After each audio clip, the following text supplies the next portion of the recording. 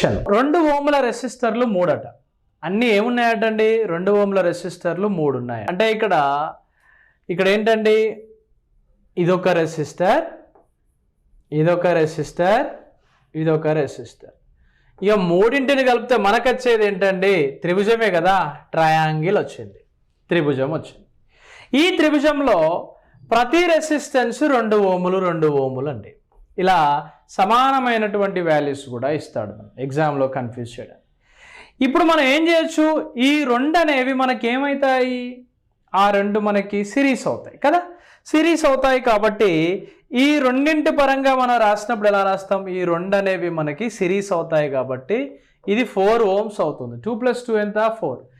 ఈ మొత్తం 2 ఓమ్స్కి ఎంత అవుతుందంటే ఇది ప్యారలల్గా అయినప్పుడు ప్యారలల్లో ఏంటిది? 2 × 4/2 + 4 అనే ప్రిన్సిపల్ వేస్తే 8/6 అంటే 3 మరియు 4 వస్తుంది.